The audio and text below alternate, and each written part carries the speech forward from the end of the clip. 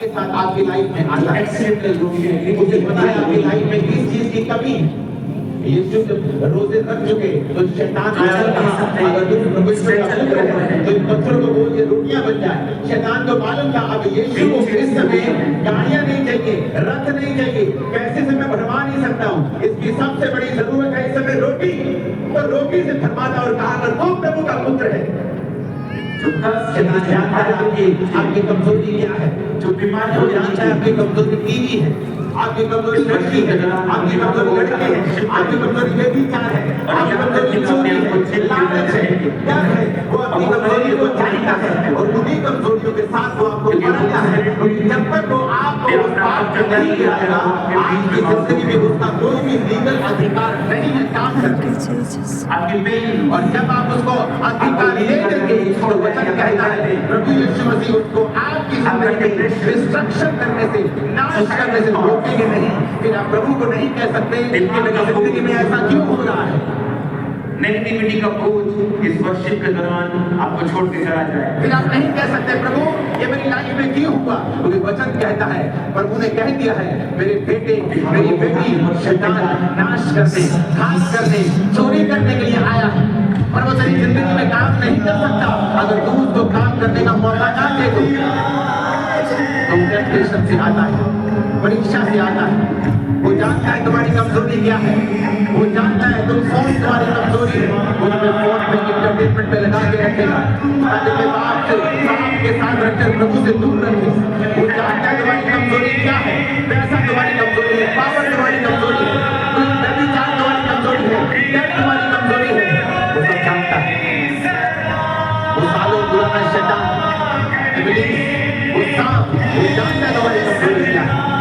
वो झूठ बोलता है, वचन कहता है यूहन्ना 8:44 में वो झूठा है, वो आपसे झूठी बातें कहता है, आपके विश्वास को हिलाता है, हर बात को आपके विश्वास को हिला वो इस्तेमाल करता है। क्यों? ताकि आपको परमेश्वर से दूर ले जाए। क्योंकि जब तक आप प्रभु से दूर नहीं जाएंगे वो आपकी लाइफ के ऊपर असर नहीं कर सकता। जब तक आप परमेश्वर के वचन से दूर नहीं होंगे तब तक वो अपनी लाइफ के ऊपर अटैक नहीं कर सकता।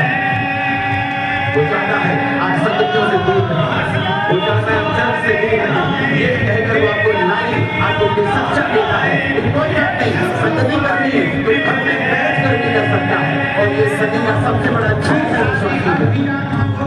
वचन कहता है, दास पौलुस कहता है कि जिस तरह कलीसियाओं की ड्यूटी है हफ्ते के पहले दिन इकट्ठे होना मत छोड़ो।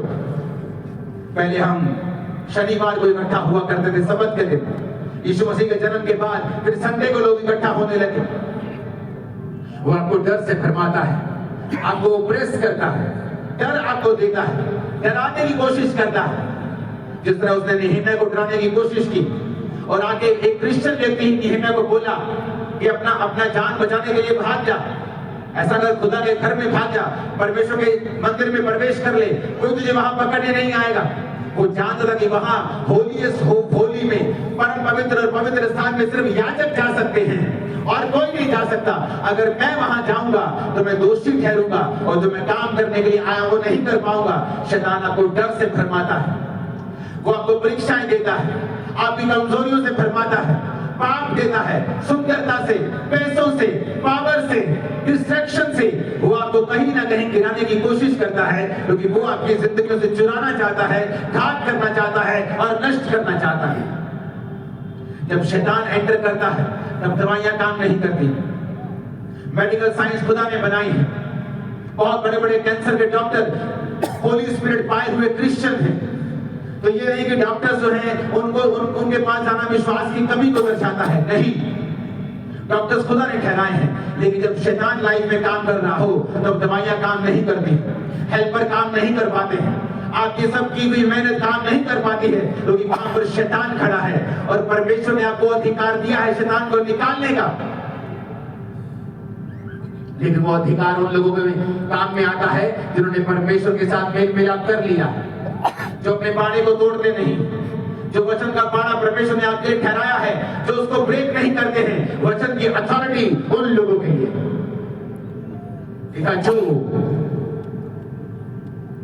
जो परम प्रधान के छाया स्थान में बैठा रहे। कंडीशन है। जो व्यक्ति उसके छाया स्थान में होगा, छाया स्थान मतलब यशब, मतलब उसकी मर्जी के नीचे। आप व्यभिचार में अगर हैं तो आप उसके छाए हुए स्थान में नहीं बैठे। अगर आप में 10 परमेश्वर हैं, आप उसके छाए स्थान में नहीं। लेकिन जो उसके छाए हुए स्थान में बैठा रहेगा वो सर्वशक्तिमान की छाया में ठिकाना पाएगा। इसका मतलब है डिफेंस। परमेश्वर उसको अपना डिफेंस देगा, अपने दूत देगा। परमेश्वर का डिफेंस उसके साथ होगा, जो सर्वशक्तिमान की प्रेजेंस में, उसकी छाया में, उसकी यशब में, उसकी छाया में यशब में बैठा हुआ है, जो बैठ गया है, जो हिला नहीं है, जो हिला नहीं है डिस्ट्रैक्शन से, पाप से। क्योंकि जैसे ही आप पाप करते हैं आप उसके छाया स्थान से बाहर निकल जाते हैं। लेकिन मेरा डिफेंस उन लोगों के लिए है जो मेरे छाया स्थान में बैठे हुए हैं। कई बार हम परमेश्वर को दोष देते हैं, प्रभु से मांगते हैं, उसको हम बड़ी तरह के श्राप दे देंगे, प्रभु तेरे मेरी जिंदगी में ऐसा क्यों हो गया, और हम अपनी लाइफ की कमियों की ओर कभी नहीं देखते, अपनी प्रार्थना की जिंदगी की ओर कभी नहीं देखते। लेकिन हम चाहते हैं हमारी लाइफ में काम हो, शैतान हमारी लाइफ में काम न करे।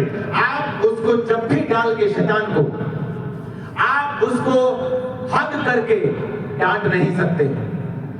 एक तरफ अपने पापों के कारण आपने उसको हद किया हुआ है, शैतान को जब भी डाली हुई है, और दूसरी तरफ कहते हो out in Jesus name, out. और वो भी कंफ्यूज है बेचारा कि इसने एक तो मेरे को पकड़ा हुआ है और दूसरा मेरे को आउट आउट कह रहा है।